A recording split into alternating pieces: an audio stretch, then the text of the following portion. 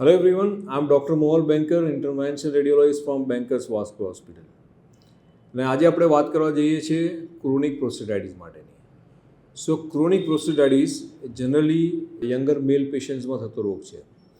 પ્રોસ્ટેટની જ્યારે વાત કરીએ ત્યારે પેશાબ કરવામાં તકલીફ પડે, પેશાબની ધાર બરાબર ના પડે, રાતે વારે ઘડી ઊભા થઈને જવું પડે. આ બધા કોમન સિમ્ટમ્સ એ પ્રોસ્ટેટથી પીડાતા દર્દીઓને હોય, પણ એ કયા દર્દીઓ હોય જે 60 વર્ષથી ઉપર ના હોય અને જેને પ્રોસ્ટેટની ગ્રંથિ એનલાજ થઈ હોય. પણ આ પ્રોસ્ટેટની ગ્રંથિ જ્યારે એનલાજ ના થઈ હોય છતાં પણ તમને નડે છે. કેવી રીતે?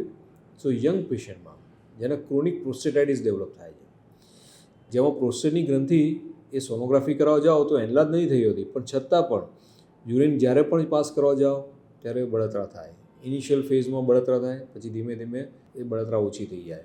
લાંબો સમય તમે ટોયલેટની સીટ પર બેસી રહો તો પણ તમને ત્યાં પ્રોસ્ટેટના ભાગમાં ડિસ્કમ્ફર્ટ થાય, પેલ્વિક ફ્લોરમાં ડિસ્કમ્ફર્ટ થાય. સો આ બધી જે તકલીફ છે એ ક્રોનિક પ્રોસ્ટેટાઇટિસના દર્દીઓ હેરાન કરતી હોય છે. અને મોટાભાગે એજ ગ્રુપ કયું હોય છે? So they are the younger age group, 30 years to 45-50 yearsના જે પેશન્ટ્સ હોય છે એમને આ ક્રોનિક પ્રોસ્ટેટાઇટિસની બીમારી થતી હોય છે. અને એનું બેઝિક રીઝન શું છે કે પ્રોસ્ટેટમાં થોડું ઇન્ફેક્શન લાગ્યું હોય અને પ્રોસ્ટેટમાં એટલી બધી જ્યારે ઓરલી એન્ટીબાયોટિક લો છો તો એન્ટીબાયોટિકનું પેનિટ્રેશન્સ પ્રોસ્ટેટમાં ઓછું હોય, એટલે એને કારણે એટલો બધો કંટ્રોલ ના આવે અને એના કારણે પ્રોસ્ટેટ જે ક્રોનિક ઇરિટેટિવ મોડમાં જાય. એટલે પ્રોસ્ટેટ જ્યારે પણ તમે યુરિન પાસ કરવા જાઓ તો પ્રોસ્ટેટમાંથી તમે પ્રોસ્ટેટિક યુરેથ્રાને થોડું પ્રેશર આવે એટલે તમને સિમ્ટમ આપે.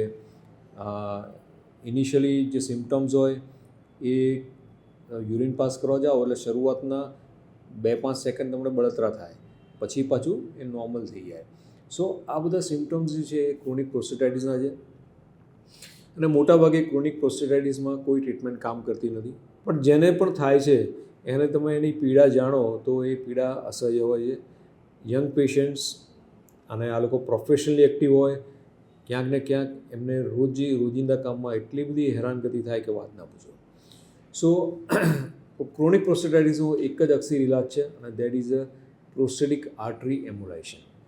જેમ આપણે હાર્ટની એન્જિયોગ્રાફી કરીએ છીએ એવી જ રીતે પ્રોસ્ટેટની એન્જિયોગ્રાફી કરી અને સ્પેશિયલ એમ્બોલાઇઝિંગ પાર્ટિકલ ઇન્જેક્ટ કરીએ છીએ, જે પ્રોસ્ટેટાઇટિસ જે ઇન્ફ્લેમેટરી કમ્પોનન્ટ છે એને સબસાઇડ કરે છે, પ્રોસ્ટેટને નોર્મલ ફેઝમાં લાવે છે અને વોલ્યુમ તો નોર્મલ જ છે, એને કારણે પેશન્ટને આ કમ્પ્લેન જતી રહે છે. જ્યારે બિનાઇન પ્રોસ્ટેટિક હાઇપરપ્લાસિયા જે ઓલ્ડ એજમાં થાય છે ત્યારે કમ્પ્લેન પેશન્ટને શું હોય છે કે યુરિન પાસ કરવામાં તકલીફ પડે છે, ઓબ્સ્ટ્રક્શન ડેવલપ થાય કે યુરિનનો પેસેજમાં દબાણને કારણે એના તકલીફ એ બીજા સિમ્ટમ એવા બધા ડેવલપ થાય છે. જ્યારે ક્રોનિક પ્રોસ્ટેટાઇટિસમાં સિમ્ટમ જુદા હોય છે, એમાં ઓબ્સ્ટ્રક્શન નથી હોતું, ઇરિટેશન હોય છે. જેવું યુરિન પાસ કરવા જાઓ એટલે તમને પેઇન થાય, બળતરા થાય, પણ ધાર બરાબર પડે છે, એમાં બીજી કોઈ તકલીફ પડતી નથી. સો ક્રોનિક પ્રોસ્ટેટાઇટિસની જે આઈડિયલ ટ્રીટમેન્ટ છે that is a prostatic artery એમ્બોલાઇઝેશન. અને એમાં જે અમે બિનાઇન પ્રોસ્ટેટિક હાઇપરપ્લાસિયા જે ઓલ્ડર પેશન્ટમાં જે પાર્ટિકલ વાપરીએ છીએ એના કરતાં જુદી સાઇઝના જુદી ટાઈપના પાર્ટિકલ વાપરીએ છીએ, પણ એનાથી સારવાર કરવાથી પેશન્ટની ક્રોનિક પ્રોસ્ટેટાઇટિસ જતું રહે છે અને ઘણો બધો ફાયદો થાય છે. સો ક્રોનિક પ્રોસ્ટેટાઇટિસથી જો કોઈ પણ પીડાતું હોય સો એને પ્રોસ્ટેટિક આર્ટરી એમ્બોલાઇઝેશનની સારવાર કરવી જોઈએ અને એનાથી ઘણો બધો ફાયદો થતો હોય. Thank you so much for listening to this talk. If you have any kind of question, do ask me. I would be very happy to give you answer. Thank you.